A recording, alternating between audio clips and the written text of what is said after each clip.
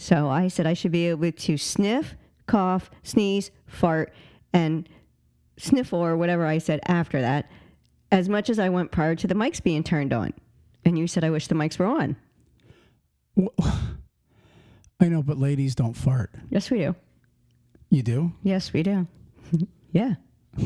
And sometimes they'll clear a room just like a guy's. The only thing we don't generally do is be really pleased with how strong and loud they are. Like, we're like, oop, I got to fart. Sorry. You know? Yeah. And a guy just kind of brags about it. They just sit there and just like, they lift the leg, the butt cheek, wherever they're at, and they just like let it rip and they let it go. Sometimes I can say that they can be long. I mean, whoo, you're like looking at them like, is it going to stop? It's just going. And you're like, did it go from your stomach all the way out your butthole in one stream of gas? I mean, what was in your intestines? Okay, I didn't really mean to open up that can of worms that bad. I mean, I just thought I'd have a little fun with you here this morning. But you know, honestly and truly, if we wanted to get into that conversation of men versus female, what's that called? Flatuation? Is that called flatulence? Flatulence when you rip one, cut a fart, cut the cheese, whatever you want to call it. You've got many names for them, right? I mean, if you could tell everybody, I produce scentless ones. Remember, like all on occasion, yes. Yeah. So sometimes but most of us, you know, you don't even smell it. You know, it's just very. Now, can you imagine teaming, which we have, and in the cab, you know, you're back in the bunk, and somebody, you know what I mean? Somebody that rips one out, you know, that's gotta suck as a team driver when you got some guy that ate burritos or whatever, you know, an hour or two ago, and it's your turn to sleep. A radar. That's got to be a nightmare. See, that's me with teaming. That's like if I had to make a list of reasons why not to team, because the other person stinks. I mean, sincerely stinks. I don't want to say. He has this rule that's so funny in our car that if you have to, you know, if you have to pass gas, if you have to fart, you need to put the window down and kind of like let it out before you kill us. And you have to announce who you are. No, you don't have to. If you have more than one person in a vehicle, all of a sudden your window's going down. Right. You kind of know it's you. Nobody wants to own up to it. Now, if you're the middle seat person there, then you're like, open a window, I gotta fart. But now listen, seriously, this is the truth. If you're But he doesn't do it. I'm just telling you. What? I don't do what? You won't put the window down. You just go. I'll lock the windows. No, seriously, listen.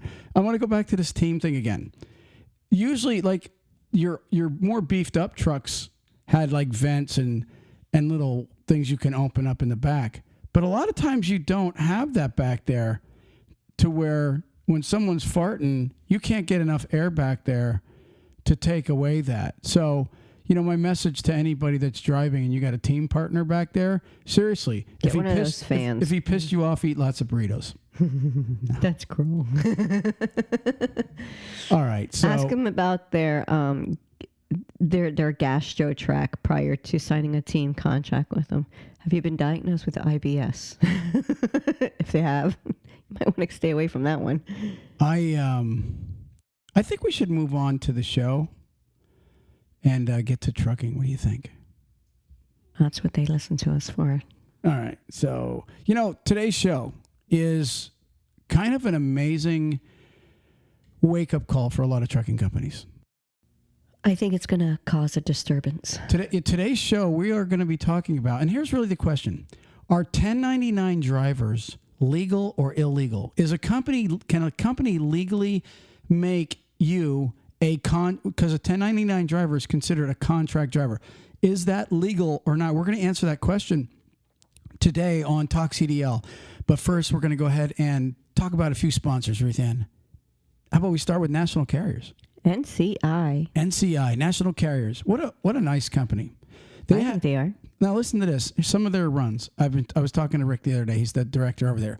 They've got a run right now if you live in Texas or Oklahoma, they have a run where you could be just running back and forth in those two states. They got a run in the southeast out of Georgia. It runs a lot of Florida up to North Carolina, over to Louisiana, and you just stay south for the winter. They have a Southwest regional job open right now, and they have leasing. You could become a lease driver and be a Southwest lease driver, or you could be a Southwest company driver. You could be over the road. You can be run the elite fleet. You can run any division you really want to, depending on where you live. You'd be in one of these new Kenworth T680s, making really, really good money and filled with benefits. Ruth Ann, you can't ask for anything better than that as a company driver. No, they even work with you on your home time. Yeah, they have that flex home time. You ask to get home, they get you home. Yeah. Their number is 888-311-7076. And if you do call national carriers and you're in orientation, make sure you mention Talk CDL. They love hearing that Talk CDL refer to driver over there. Ruth Ann, the next is JJ Keller. JJ Keller. You love JJ Keller. I do, because it's like they make being an owner Easy. so relaxing for that owner. You know, when you own a business, no matter what business it is, you have a lot of stress on you. It's fun to have your own business, but there's so many things that you need to do as a business owner. And JJ Keller helps get all of that stress off of you that you have to deal with when it comes to the DOT and the transportation portion of that. Well, I agree. I mean, and I use myself as an example. If I was back on the road and I was, an owner operator or a lease driver or whatever, and I had to file all that paperwork every year. And Tornado Troy. Exactly. I had to keep track of everything, and honestly, I would use a company like that just basically because I hate when I don't get paperwork done and then I hear I've got to get this stuff filed and I'm going, I don't even know where it's at. I don't even know how to do it. And I'm serious. And these guys... where's this? Where's that? Okay, Anyways, call JJ Keller at 888-601-2017 if you're becoming an owner-operator or you already are an owner-operator. If you're a small fleet or a large fleet, you want these people to take over. It doesn't matter how big you are. Right. These people are awesome at the things they do in trucking. Call them and check out and see what they can do for you today. Ruth Ann, next, last but not least, Cocoon MDR. It's an application on Android right now. And they said they were coming out with the iPhone app. Who knows if it's out yet or not. I'm expecting it soon. Right. Or it may be out. But it might be out, yeah. Yeah, so don't, always keep an eye out for it. But it's a free download. Cocoon MDR. M as in Michael, D as in David, R as in Robert, Cocoon MDR. Just go to that, download it for free, and literally you have to give them your PayPal account or whatever account you want the money dropped in. And seriously, you do nothing. You absolutely do nothing, and your money starts going in that account. You're not going to get rich, but I promise you every month you'll notice a difference in your deposits. Let's put it this way. If it's $25 a month or if it's $50 a month or more, it's going to equivalent to free, first of all. It's something you're getting for nothing. But you could buy something with that. And if you want to really do something cool, don't touch it and let it build and use that for something bigger. I mean, if you get $20 a month, 20 times, the 12 months, it's $200 a month? $240? What's that? Or a year? If you get $20 a month and save it for the whole year. $20 a month is it's low. Low. Yeah. I'm saying low. I'm saying the lowest that you can not possibly do, but if you do only 20 even, don't touch it. In a year's time, it's like $240. Yeah, I mean, absolutely. It's $240 you didn't have before. Yeah, I mean, let's put it this way. In 4 or 5 years, it's another $1,000. I know some guys are making really good money and you think $1,000 is nothing, but sometimes $1,000 means a lot. And you can tell yourself, I'm going to do a vacation with that. It's like I'm going to save that up and do a good vacation. It's like the old jar you put in your bedroom and you throw your pennies in it, and then at the end of the year you buy some. Cash them in. All right, so let's get on with the show. Seriously, I'm really excited about today's show. This is such a big thing in the industry right now, Ruth Ann. You know that I bet you. I couldn't even tell you what the percent is, but there are so many trucking companies right now offering 1099 versus W-2. W-2 meaning that they do your taxes and obviously your pay is a little lower because you're gonna have your taxes taken out and your your rate is lower because they're giving you benefits. Benefits are like anywhere from, they say 13 to 20 cents a mile. So if you're with a trucking company and you're getting, say, just for example, say you're getting 55 cents a mile and you're getting benefits, you're really getting the equivalency to actually 70 cents a mile to 75 cents a mile with those benefits. More drivers are now electing to say, screw the benefits. I want the money. So they get a 1099 job, which you're classified as a contract driver. You get that, right? Yeah, I understand that. Okay. It's funny. I was talking to a trucking company the other day, and I suggested to them, I said, hey, with all the 1099 jobs out there, why don't you guys offer that also? And this guy says to me, he said, that's not a bad idea. And he went and he looked into it. And about probably a week later, I said to him, I said, hey, man, did you ever consider what I was talking to you about? He said, absolutely. We went and looked it up. It's illegal. Now, that was a trucking company telling him. That was, and so I thought to myself, well, I don't see how it's illegal if you're not an employee. There was actually a big blog the other day on Facebook where drivers were talking about this one company was offering, it was like 70 cents a mile, and it was 1099, and half the drivers in that forum said it's not legal. And the other half was going, you're crazy, man. What are you talking about? They do it all the time. It's legal if you call them a contract driver. Well, guess what we found? It's called the IRS 20-factor test. Employee or independent contractor or 1099 driver. Okay? I sent you a copy. You have yours right there? Mm-hmm. So why don't we start off? Now, this is an actual test to see if where you fall as an employee, or if you could be a contractor and receive a 1099 through the eyes of the IRS. Correct. Now, do you see where it starts off with what is IRS 20-factor test? Do you see that? Do you want to go ahead and read that all the way till question number 1, and we'll let them hear what they're talking about through their own philosophy. Okay, this is direct from the IRS. It says the IRS 20-factor test uses 20 guidelines to determine whether a worker falls under the employee or independent contractor classification. Businesses specify these categories in the IRS form SS8. It is crucial for employers to understand the distinction between the two aforementioned types of workers, considering the serious penalties that can result from employee misclassification. These 3 categories sum up the considerations outlined in the IRS 20-factor test. 1. Financial control. 2. Behavioral control. 3. Relationship of the parties. Now, let's get into the details. These are the relevant questions you must answer when considering an employee's true status. Okay, so question number 1. And remember, they said the 3 factors are 1, is there financial control? 2, is there behavioral control? And 3, is there relationships of the parties? And it's going to explain, this is going to be the 20 questions you must ask yourself as an employee.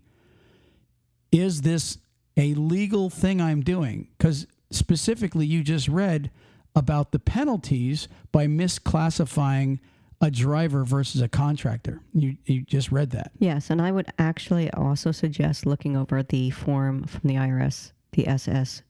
The SS-8. Yeah, absolutely. Go on the .gov site and pull that form up. Mm-hmm.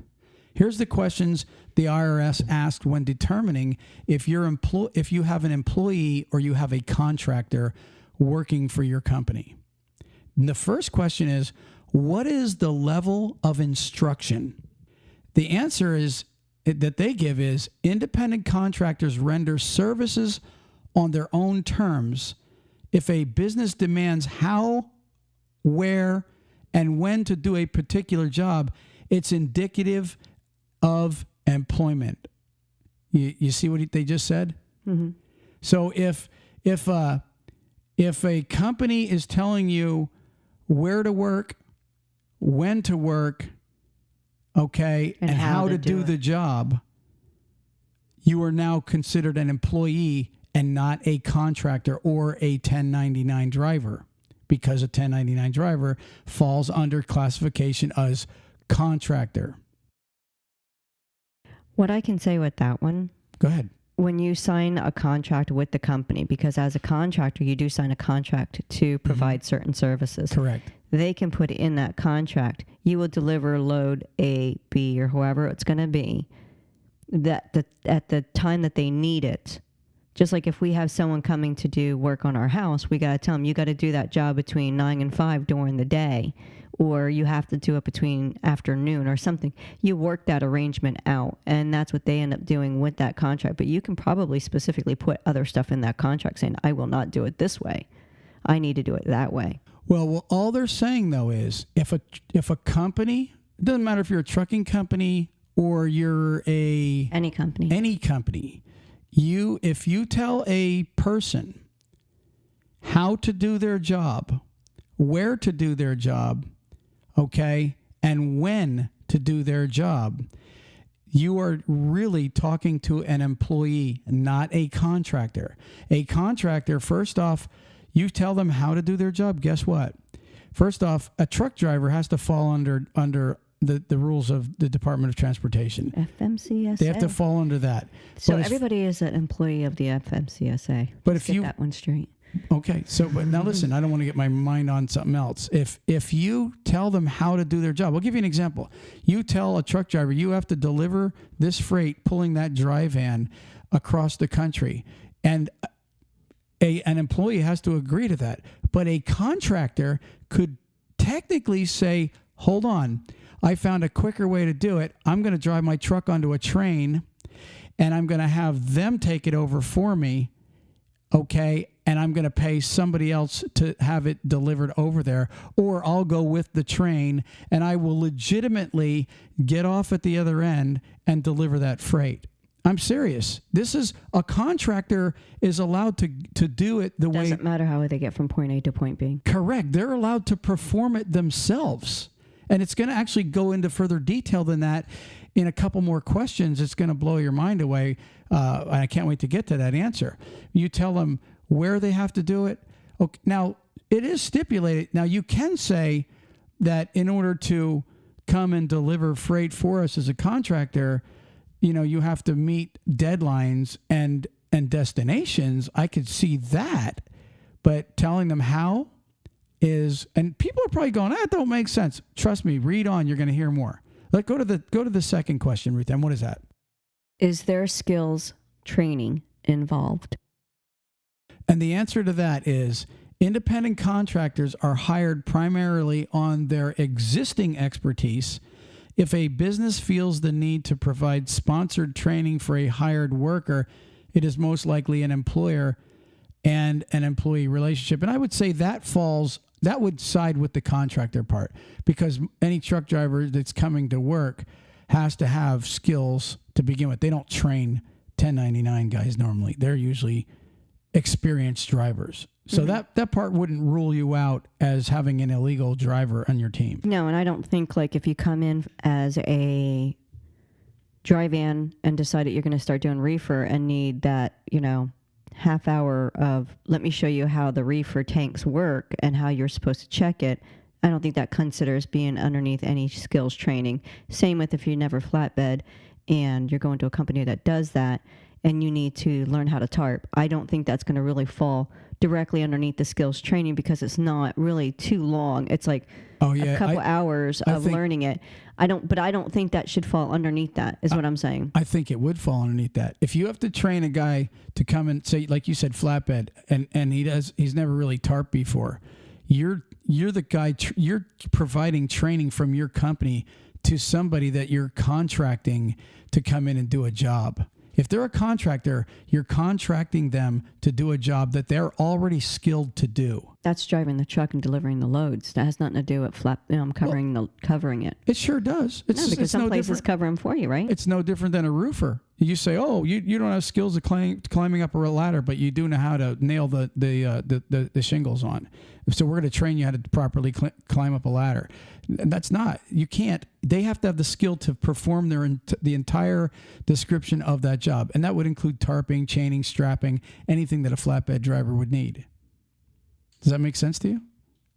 No, I mean you can disagree. I It don't care. does and doesn't. Let's put it that way. I understand completely what you're saying. I just don't think that should be. I think there should be a time frame Of what? of the training. If the training is less than a day or less than so many hours, I don't think it should be. I don't think that should be classified as some of that. Okay, but so Not with this. so you're saying your opinion is that, but what I'm just trying to determine here is IRS never thinks the way I do. So. exactly like you're like going off. You're You taking know me. Yeah, you're taking the happy trail here, and I'm just saying that for real. I'm just trying to determine all these jobs out there. At the end of this, what they're saying is legal and not. It's tough. Are people really doing something legal in the industry? So let's just go on to number 3 here. Number 3 says, what is the worker's level of business integration? And the answer is a worker directly integrated into the operations of a business speaks more of an employment. Meanwhile, independent contractors regard business as clients and therefore separate entities from them. I can't even read. It says they regard businesses as clients and are therefore separate entities from them, meaning the employers. So that's pretty self-explanatory. Let's move on to number 4. It says, is the worker expected to personally accomplish tasks on behalf of business? See, this one's a good one. Okay. It says one perk of rendering services as an independent contractor is that one is allowed to subcontract. This is what I was getting at. This goes back to number 1 and 2. It says one perk of rendering services as an independent contractor is that one is allowed to subcontract the entire job of parts of it. If a business expects workers to personally accomplish the job they have been hired for, then they must be employees. Now, what they just said was, and this is what I was getting at before about that train example, okay, because people 5 minutes ago were probably saying, Troy, you don't know what you're talking about. Here's why I was saying that.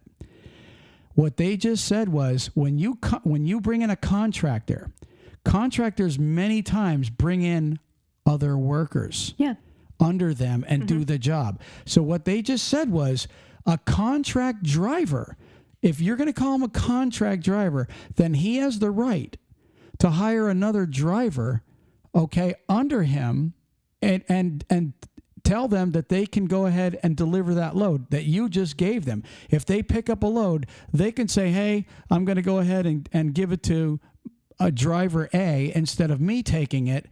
And he's going to go ahead and continue and finish the job for me. Or going back to the train example, I'm going to go ahead and put it on one of the trains and have it transported that way. I will get the job done. You gave me the job to deliver this freight. Therefore, I now am the contractor. I'm going to get it there the way that I deem fit. And as long as it's delivered on time, it shouldn't matter how it gets there. And people right now, I guarantee, are going, that's crazy, but it's the truth. That's exactly what they're saying. I'm going to tell you something.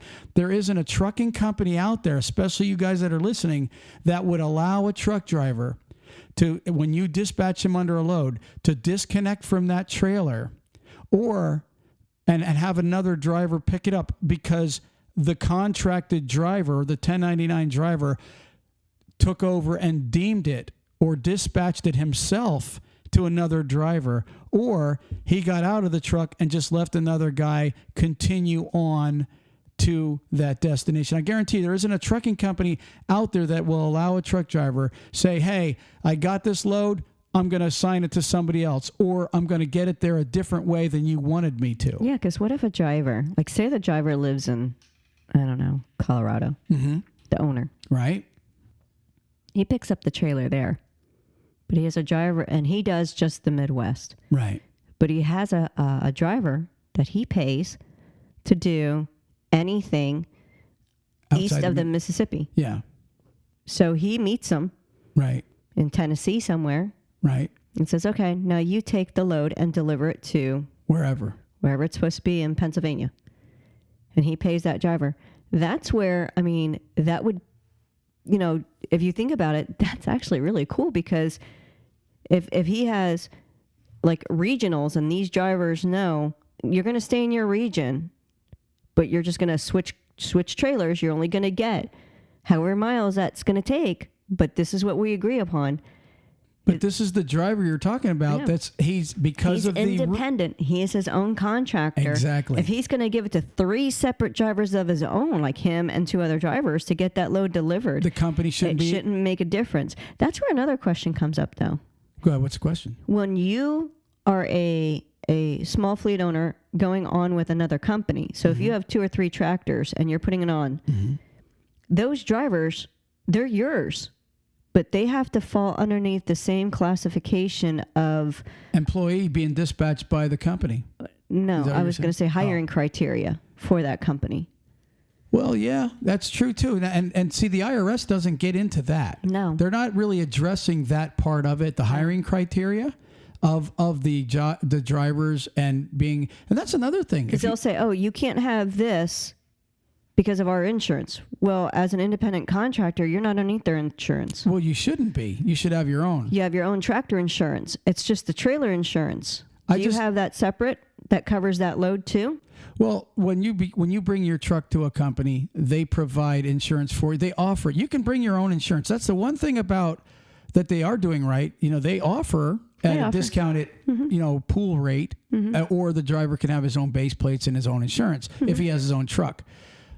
So, it's a good question. But going back to this here, that's an awesome example that you just said, because and everybody out there, I know everybody, because nobody's ever done this. Nobody, but now remember what we started out saying here. The IRS is talking about penalties for misclassifying who you have delivering your freight. And if they technically wanted to come in, now, according to some of these answers so far, they could deem you, illegally classifying the people hauling your freight. It's a fact. It's a guaranteed fact. So again, I'm just going to say this one more time. If you're a contract driver, like any contracted company, you're considered your own company. And a company tells you how, where, or why, or how, where, or when to deliver it, or they don't allow you to subcontract. That's what it said. Subcontract, meaning you now contract somebody else to deliver the freight you've been dispatched on. You are not considered a 1099 driver. You are considered an employee. And that is exactly what that's saying. And if you can argue all you want, it'll be in the tags and the links in the actual article that we put out on talkcdl.com underneath the podcast. So you can go there and click on this IRS article and read it for yourself. The only thing that they can get you on is if the contract that you signed with the company states differently. Well, if, again, what it is if you hire a driver to not, withheld their taxes, they are considered 1099/contract driver. That's the only way that they're classifying these guys as being able to pay. And, I get what they're doing. They're trying to give the guy more money. That's cool. A lot of guys love this route. And they're getting, some of these guys are getting 60, 70 cents a mile, and they're taking home quite a bit of money. All right. But they're not falling under the guidelines of what a contractor is. You get what I'm saying? Yeah. Okay. I do. Verse 5. Number 5 is the business in control of the workers of a worker's assistance. That's the subcontract part that you're talking about. Right. So obviously this really wouldn't fall under anybody, because no trucker out there, unless, like you said, he's a small fleet owner, which would make sense also, is the business in control of your drivers. If a business hires and supervises assistants to work under a hired worker, that worker counts as an employee. This means that an independent contractors hire, supervise, and pay their own assistants should they need additional human resources. That's self-explanatory. I'm going to move on to number 6, if I could find it. It's right after 5, right? Number 6, is there a continuous professional relationship? Independent contractors work on a per project basis. This means they do not need to have continuous professional relationship with the business for whom they render services. This is different from employees who are more or less in perpetual connection with their employers, at least until resignation or termination. So an employee gets instruction all day long. They have to report all day long. They're constantly in this 24/7 relationship, where a contract employee, so if you have like rules where people have to call in on your Qualcomm every day and do check-ins and do all this other stuff, right? Guess what? You're now considered an employee, because a contractor, he gets the job and he just does the job the way he knows how, according to his skills, or the way he subcontracts it out to others. Either way, that one is considered a relationship, the other is considered you're just doing business without outside help. Sure, truthfully. Does that say what it says? Okay, read number 7. Are working hours specified by the employer? This really doesn't have much to do with our type of industry, because it's saying mostly it's typically 9 to 5, where everybody knows truck driving is not a 9 to 5 job. And we also know that the FMCSA regulates the driving that a truck driver himself, a Class A, can do. So I don't think number 7 will fall underneath.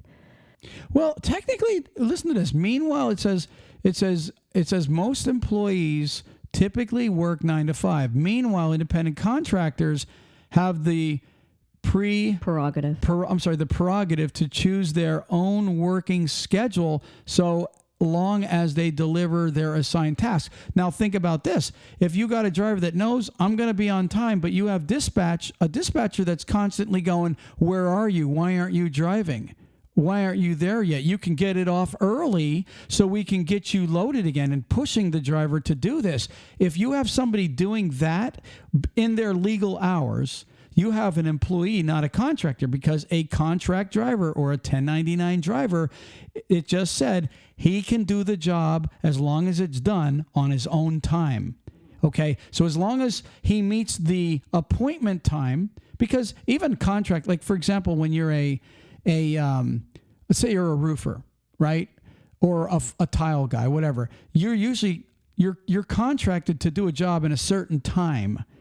Or if you don't, there's penalties and you end up losing money over that deadline.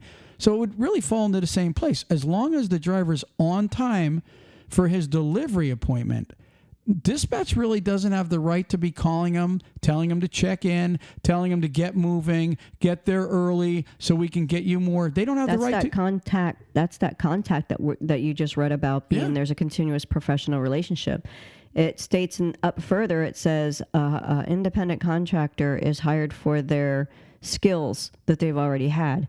If you already know that driver already hasn't, which 9 out of 10 times, you know, when you hire someone, that they have the experience of so many time, like years or months or whatever, you already know that they know how to drive the truck. You already know they know how to get from point A to point B.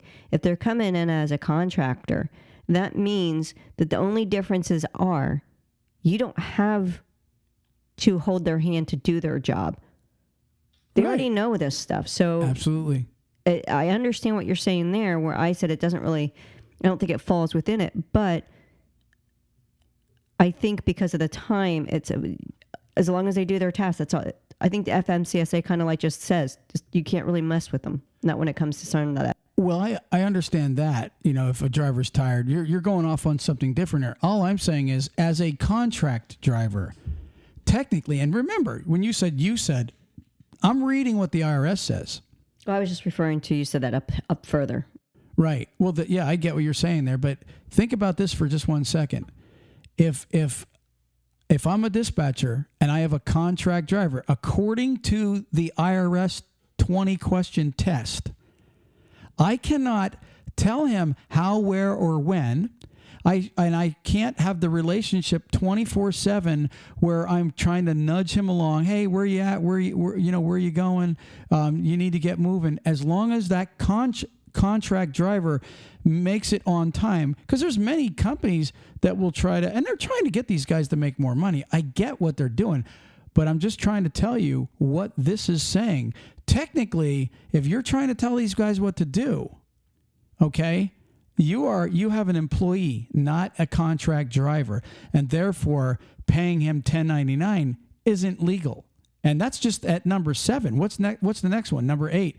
Is the worker expected to render a full day of work?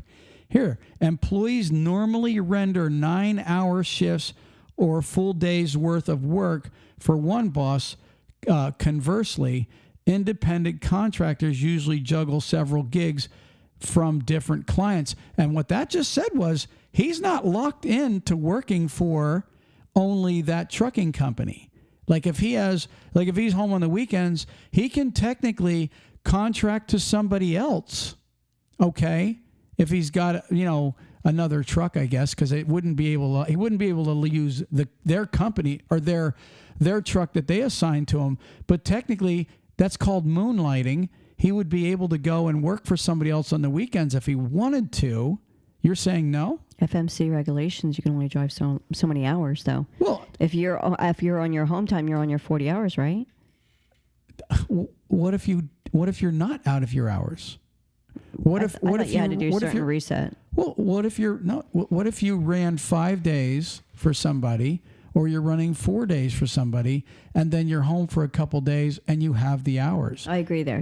Yes. But I do agree with what you said, though, too. I mean, if technically that would be tough to juggle, because you really do want to reset your hours. I do agree with that. But if you're with a company that's doing more of a regional or local, and you want to do 2 different local ones to where you're driving, yes, I see that. You should be able to be leased to 2 different companies if you're doing local, where you're not in those same constraints. So far I agree with some, and I think companies can get by. I don't think that every one of these knocks a company out for having a 1099 driver, but the telling them how, where, or when, or letting them hire subcontractors and getting the job done the way they want to versus the way you're telling them they have to. Technically, there is no trucking company going to allow a driver to, go ahead and give the load to somebody else that you contracted to them. That's not going to happen. So technically, they're not permitted to do that, making them an employee versus a contract driver. Listen to this one. Number 9, are services rendered within company premises? If a business demands that a worker accomplish their job within company premises, it speaks of an employment relationship. Independent contractors have the freedom to work remotely. That wouldn't fall under there because truck drivers are not on employee property, whether they're contractors or not. I'm just reading them all. Number 10, does the employer demand order by which a task must be accomplished? Here's the answer. Independent contractors have their own way of doing their job. Bosses who impose a specific order by which a task must be done are courting employee territories. So if you tell somebody how they have to do everything, if you have all your rules, the way they have to, do everything, and I'm trying to figure out where that would fall in place for these guys here.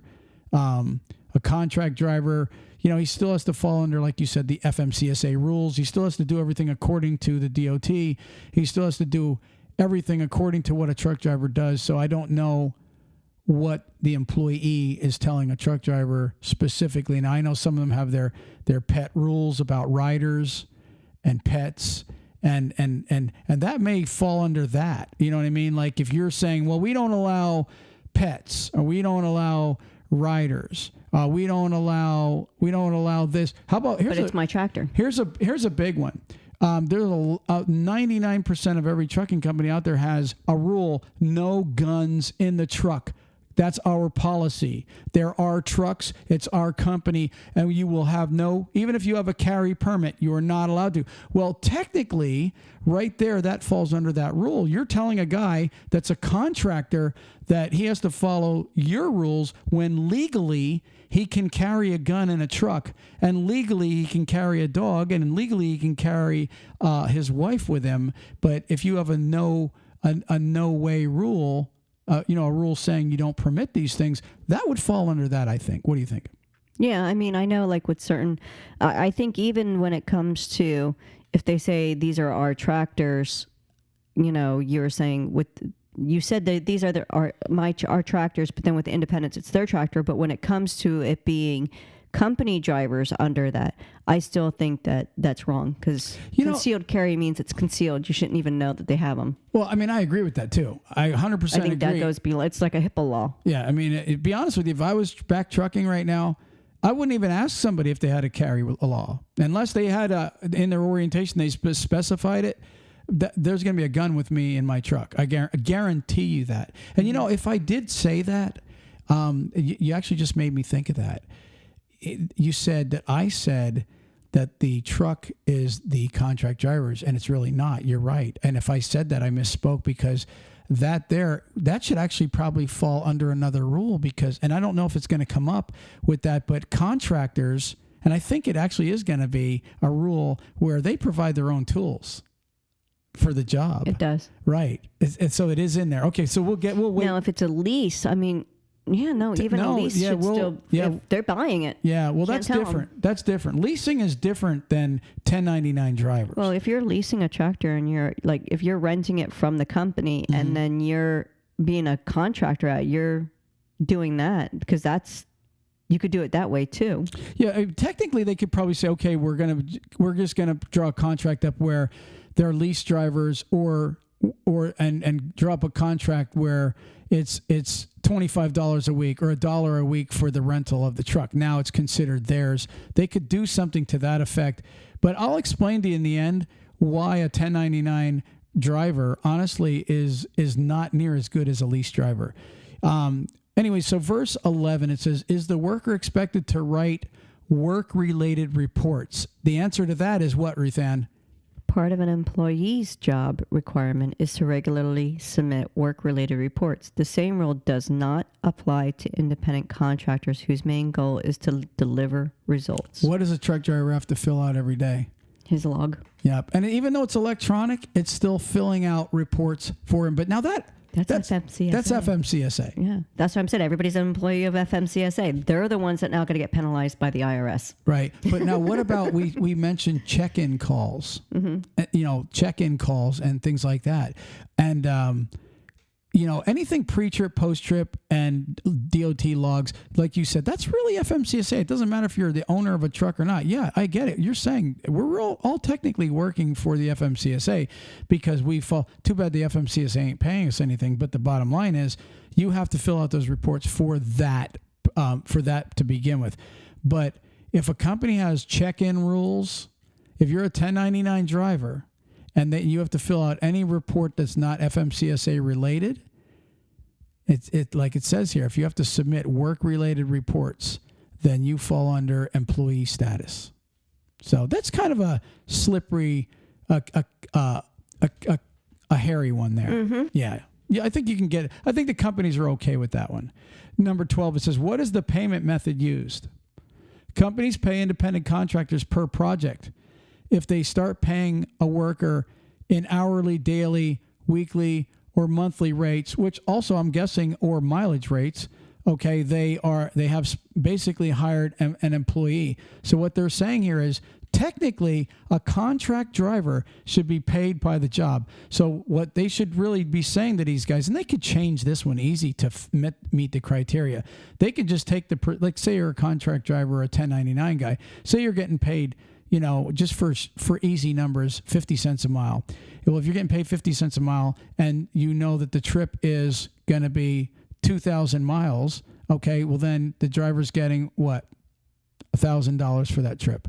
And so they could beat that paying them by the mile or the percentage by just saying, here's what the pay is going to be for this trip versus it's percentage, figure it out yourself. In the contract, they put in there what they get per mile, and the wording that they would use would be, this contractor's getting paid 50 cents per mile for every mile they drive while under a load for this company. That covers that whole thing. Yeah. So that's covered to them underneath their contract. Okay. Verse 13, it says, are paid for business travels included in the contract? One reason why independent contractors charge high professional fees is that they are expected to pool their own resources. A business paying for a worker's official travels may be in an employer-employee relationship, meaning, okay, who's paying for the fuel on a 1099 guy? Them. Exactly. The contractor's not, the company is. So if you're a 1099 driver, the company pays for all your expenses, and then they pay you just by the mile. See, that's the difference. And the reason a lot of companies do 1099 versus leasing is because the company gets I'll say it now. The company gets the fuel write-offs. The company gets any breakdown write-offs, any repairs write-offs, they also get the depreciation on the truck. Everything goes to the employee. So at the end of the year, the 1099 driver, he gets a big fat IRS bill. You know, he has to pay higher taxes. And if he was really a contractor and he was leasing that truck from these guys, he would get every write-off, all the insurances, everything that's being paid on that truck. He gets the big write-offs at the end of the year. Therefore, he pays a lot less in taxes. That's the advantage to being a lease driver versus a 1099 driver. You have no write-offs at all as a 1099 driver. So what that just said was, one of the reasons independent contractors charge a high professional fee is because they're going to use their own resources. That's what a contract driver does. He uses his own resources. He pays for his own fuel. He pays for his own truck.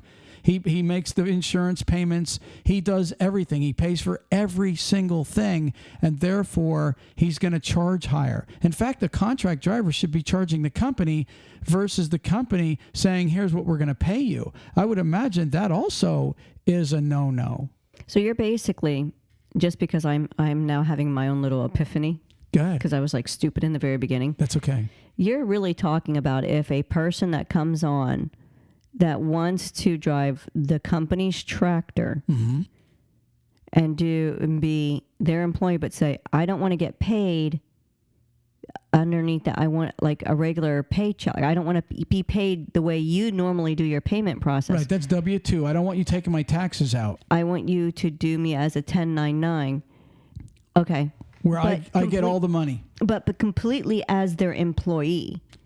Right. Underneath every other guideline. Okay. Right. See, I honestly, that's why I was confused and I was disagreeing you with on some of that stuff, because I was, in my mind, thinking this is as a lease driver or an owner operator or any of those other drivers that we come across that come to a company with their tractor. Like, this is theirs and they're doing, and that's why I'm like looking at it. What are you arguing? That's why I was like giving you that look like what? Right. Okay. It was me being stupid. That's okay. Well, that's nice of you to admit that. You know, I've been trying to tell people that all these years. No, it only happens every now and then. And this was this one because you came, you know. But okay. Yeah. We'll go back to the fart thing. Yeah. No. Okay. Now listen, for real, let's just stay focused here for a second. So now you are on the same page with what I'm saying. Yes. And a lot of these 1099 jobs, according to this 20 question test, if you're trying to make them an employee, just not taking their taxes out, but calling them a contractor, a contract driver, according to these questions and answers, you really are not doing it correctly. And by misclassifying them as a contract driver, you could face big penalties if they start cracking down on this. Mm-hmm. So just because there's a lot of people doing it doesn't mean they won't crack down on you. If you're one of the bigger companies doing it, you're probably going to be the first one they crack down on. On all you need, and I guarantee you're going to start having drivers complaining over this. But all you need is a bunch of drivers to get pissed off and start calling in and complaining about a certain company, and they're going to go in there and they're going to say, whoa, you cannot classify these guys as a 1099 driver and tell them Control them as an employee. Control them as an employee. Provide, tell them here's the equipment they have to drive. You pick. Most of these guys say here's your assigned equipment. Mm-hmm. That's an employee. Mm-hmm. Okay, a contract driver. Okay, it really is somebody you need to turn it into a lease. And they said out in California, they're trying to make that illegal. Lease purchase drivers. They're trying to go a step further and tell them and make that illegal. And of course, California, of all states, leads the way in goofy rules, okay, trying to make up new rules that hurt, the industry from their carbon and all that other crap that they've imposed on the trucking industry over the years. I would say that you never know. You never know if that's going to be next. But my advice to these trucking companies, if you're going to make them a 1099 driver, just make it into a lease contract to where, guess what? The fuel comes out of them, the truck payment comes out of them, all the insurances come out of them. Now they really are, but you really still can't be telling them how, where, or when. You can't. Unfortunately, technically, like the IRS said, and the one that kills me the most, that I don't see anybody getting around because trucking companies will never do it, Ruth Ann, is you can't take somebody and subcontract your work out that the trucking company gave you to do. No trucking company is going to allow that. But technically, the IRS is saying, hold on, if they're a contract driver, they have the right to subcontract it to somebody else. And I don't see the IRS... or not the IRS, but I don't see a trucking company going, yep, you're a contract driver, and if you want to get it there by train or you got somebody else that wants to pull the load for you, we'll go ahead and let you dispatch that out to somebody else. Wow. That's a tough one to swallow, isn't it? Mm-hmm. That is. I mean, honestly, because that's where it comes in with where I was talking about being a small fleet owner and having multiple trucks and having it pass, like do a frog hop to each place. Ruth Ann, look at number 14. Are there materials and tools provided? I forgot that was even in there. That's what we were talking about before. It says again, independent contractors invest in their own tools and materials required for them to do their job efficiently. If a business provides these resources, they are working with an employee, not a contractor. So you're providing them the truck, and you're saying it's a company truck and you're a company driver under 1099, but you're a contractor, you're totally misclassifying these guys and you can get in trouble. Mm-hmm. I'm telling you, the only way around this, my advice would be turn your 1099 into lease versus contract driver and make it a good lease. Number 15, go ahead. Are there work facilities provided? Another indicator of employee relationship is if the business provides facilities to its workers. Independent contractors rely on their own work facilities. That could fall underneath the tractor. Right. Yeah, there you go. If you're providing the tractor, because that's what they're working in, mm-hmm. okay, and it's still you're saying this is ours. We're not leasing it. This is ABC Trucking's tractor, and you're a 1099 contractor. It just said if that is not right. Okay, but again, if you lease it to them, now it's theirs. Now they're responsible for that truck, and it is now their facility to work in. I'm telling you, this is technically a lot of these guys could get in a lot of trouble. Verse 16, it says, does the worker earn a preset amount? On top of their professional fee, independent contractors sometimes have the privilege of gaining profit from their rendered services as outlined in their contract. Conversely, they could also suffer from financial loss should their work results fail. I don't think that would fall under that. Well, it's just, you got to read the next section. Okay, let's go to number 17. No, the last sentence. Oh, I'm sorry. Meanwhile, employees earn a fixed amount specified in their employment contract. So it does fall under that, because that's what a contract driver is getting, only what's specified when they sign up. If you're getting 50 cents, 60 cents, 70 cents, that's all you're getting. There's nothing in a contract where bonuses you could earn, I mean, technically that one's, I wouldn't even go on. I don't think it really falls underneath Yeah. when you got to look at it being the industry we're in. That's how they get paid. Contractors like an owner operator can't say, I want to get $3,000 for this load. That's where, well, unless they're doing the broker freight where they are saying, we'll pay you this amount. And then the owner operators have the right to go and bid on those, but not when you're working for a company like this and you're getting mileage pay, I don't think. Okay, number 17 is kind of one that we touched on a little bit. It says, does the worker render services to multiple bosses? Independent contractors normally cater to different clients simultaneously. Excuse me, I had to burp.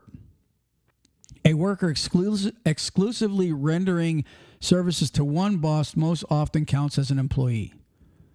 And like you said, well, that falls under the FMCSA more than anything. Most drivers won't really have the hours to work for another trucking company because you can't just go and log into another logbook technically and work for somebody else because you're already out of hours with your other company. So we'll leave that one alone. Verse 18, it says, number 18, it says, are the workers' services available to the general public? A contract binds an employee to a specific employer. The same rule does not apply to independent contractors. Despite signed project-specific contracts, an independent contractor's professional freedom does not get limited. So if you have the hours, technically, what they're saying there is if you have the legal hours to work for somebody else, but you see, to me, that's a killer right there because you could technically hurt your hours with your current employer, or I'm sorry, client. They're called clients if you're a 1099 driver. So, that's a slippery slope there because of the FMCSA kind of trumps it all. Verse 19, it says, is abrupt worker discharge a possibility? Independent contractors know the duration of their business relationship with their particular client based on their agreed terms.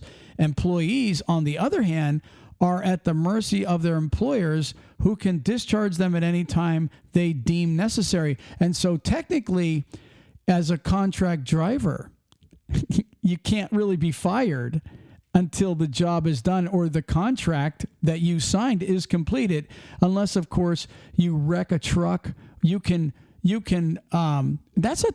a real tight one there, Ruth Ann, when you think about it, because if you wreck, insurance is not going to cover you anymore. So technically, you would have to break the contract with the actual driver. So, I mean, I could see them being able to get out of that. It almost sounds like they have to do it differently, and maybe on their DAC, instead of writing terminated, I think there is something on DAC that they write contract terminated. So technically, if you have a 1099 driver, you might want to write on DAC for dismissal is contract termination, because that can be done. Okay, verse 20, it says, does the worker possess right of termination? Employees can quit their job without legal culpability. Meanwhile, independent contractors cannot leave a project without completing it. Doing so will lead to repercussions as outlined in their contract. Culpability definition means responsibility for a failure or wrongdoing, meaning you could be fired, okay, or you can quit a job, where a contract driver legally is not supposed to be able to just quit until the contract is up. So I don't know what these contracts look like, or when you're signing up as a 1099 driver, do you have a contract, or do you have a thing that they sign and they're saying you could be terminated at any time and you cannot quit, blah, blah, blah, blah, blah. That's something that has to fall under it. It says the IRS 20-factor test exists to make worker classification easier for business owners. If in doubt, refer to the employee classification guideline so as to refrain from making avoidable mistakes. What do you think of all that, Ruth Ann? I think that there was at least clearly 5 rules in there that say 1099 drivers are illegal. Would you not agree? Yes. Okay, and now we're not talking about lease purchase drivers or lease drivers. We're talking about strictly We're not talking about a driver that came in and signed a contract like a lease or owner operator will. This is a person that came in strictly as an employee that would have normally gotten a W-2, but is requesting to not get W-2 or is being requested to be a 1099 instead, only for the tax breaks. I went and pulled up what their penalties are. Ooh, that's even. Oh my gosh, you should see some of them. Okay, so this is the penalty for misclassifying an employee versus a contract or slash 1099 driver, right? Okay, go ahead. Let's hear the penalties. Okay, first I'm going to give you the one statistic. According to local state figures, around 10 to 20% of employers misclassify employees as independent contractors. In fact, between 2010 and 2015, penalized taxpayers due to misclassification rose from 7.2 million to 10 million, which is an alarming 40% growth. Ugh. Usually this incorrect reporting arises from ignorance, but sometimes it's done maliciously. Whatever the reason, here it is. And it's the only reason they want to make sure with this classification, because a lot of drivers don't realize when they're 1099, they don't get Social Security. I'm just going to point that out. They also aren't able for getting certain other tax things like you're stating. So the IRS thinks that employer taxpayer mistakenly classified an employee, the IRS can levy. Now this is by accident. Unfiled W-2 fee, $50. 100%, now this is all in one group, 100% of the matching FICA payments, FICA being Social Security and Medicare, an additional 40% of the employee's part in the FICA, and another 1.5% of the misclassified salary and interest on the whole worker's wages. So you're saying if they made a mistake and misclassified somebody as a 1099 or contract driver, but they fell really under the classification according to the 20-factor test, that here's the penalties, and this is what they have to make up for. Now they got to pay the 40% FICA tax, and they got to pay the whatever you just named, all those $50, 100% of the matching FICA payments. So if a guy's been with you for a year, you got a whole year's worth of all that stuff you now got to pay in order to make up the difference between him being a 1099 driver and him really falling under the classification of a W-2 or employee. Go ahead. Right, because that's what they do is they make you go and pay what you would have normally paid for the FICA stuff and everything. Wow. On top of penalties. So if during an investigation by the Department of Labor suspicion regarding malicious misclassification arises, the IRS will enforce additional penalties. They are an additional 20% of all wages paid by the employer to the misclassified employee.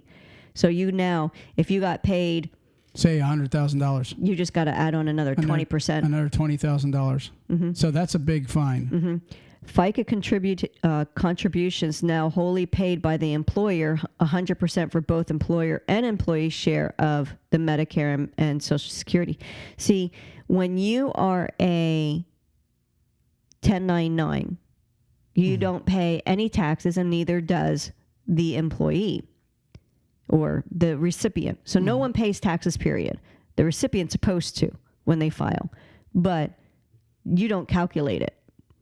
Right. You don't calculate nothing because you're just giving them all the wage or all the fee or whatever. Whatever the income was. You're giving it to them for them to be responsible to do their filing. Now, when it's a W-2, the employer has a certain portion that they must pay legally to the state, to the IRS as their Medicare, Social Security benefits, and which is the FICA. It's all those little taxes. You see what you pay, but the company has to pay half of that. So Social Security, at one point, I'm not sure if it's still that, but it used to be 15%. So the state, the owner pays half of it, the 7.5, and so does the employee. And that's how the employee then will go it's like a match. Then they get that money then when they retire. And they claim Social Security. So they have to, and the same with Medicare. That's how the big Medicare thing is.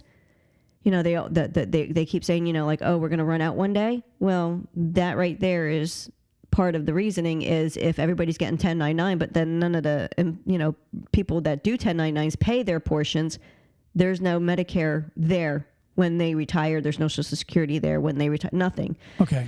The next one is possible fine of $1,000 for every misclassified employee, and imprisonment up to 1 year. Wow, that's for the ones that they deem intentionally Maliciously misclassified a driver as a 1099 driver versus a W-2 driver. Right. Wow. Now, here's other things that can happen. Other than the penalties and fees by the IRS, the misclassified employee can also ask the courts to grant them retirement benefits, specifically to 401k employer contribution. So if they offered it before and it was a misclassification, they can ask them, now I want to get back because I was misclassified. I want to get my benefits I would have received. These are those benefits. Paid time off like vacation leaves, as well as break time if still employed. Investment benefits like stock options in case the employer offers these options to employees. Health insurance and the unpaid overtime the misclassified employer did not pay. Wow. So there you go. That could be very, very steep. And that's just for one.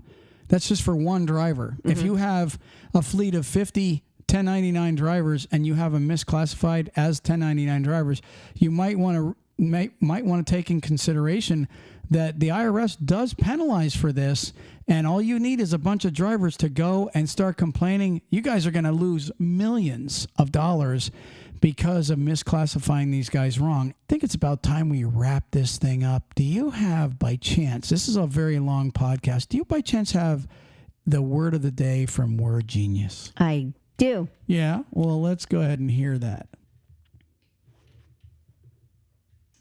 You weren't ready for it, were you? No, I'm actually was just about to hit it till you opened your mouth. So shh. I was debating if I wanted to pick up my laptop for it. Torturous? Like being tortured? Tortuous. Oh, tortuous. Like Torturous. Tortuous.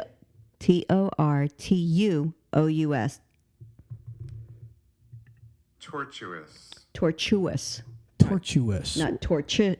So what has Word Genius given you today? What is the definition of tortuous? Full of twists and turns, excessively lengthy and complex. And what it shows is, you know, when you're driving and you hit that little spaghetti of roads coming in and you've got the exits going in all different, that is what they consider tortuous. Tortuous. So they will or won't. Okay, I am not reading that sentence properly. I am just going to go to the next one. There will they or won't they dynamic made for a torturous romance. Maddie found taking the SAT to be a torturous experience. Interesting. Well, we got another word in our back pocket. Mm-hmm. All right, Ruth Ann, this has been a long podcast. I have the joke. Well, hold on a second. Go ahead. I want to leave a little advice. Go ahead. What kind of car does a chicken have? What kind of car does a chicken have? A coop. A chicken coop. I'm sorry, that was just funny. A chicken coop. No, it's just a coop. Well, I mean, they can call it a chicken. I get it. That's too funny. Hey, listen, just a little advice about everything. We're going to put the links on talkcdl.com, and you guys can read all about it yourself and determine if you have a true 1099 contract driver that you have delivering freight for you, or do you have an employee? My advice would be very careful, because Ruth Ann just earlier read the penalties, and there could be very high, over a couple of years' times, because the IRS goes back like 7 years, and they could go back and they could really torture a company if they really want to. So I would be careful. The fix to all this is turn it into a lease, to where, okay, the driver now is responsible for the truck. It's in his name. He's making the payments. He's paying it for the insurance. So now it's all his provided tools and blah, blah, blah, blah, blah. But it's a slippery slope when you read some of those definitions of, what makes a 1099 versus a W-2 employee. Ruth Ann, I think we are out of here. Peace. Peace. Praise the Lord.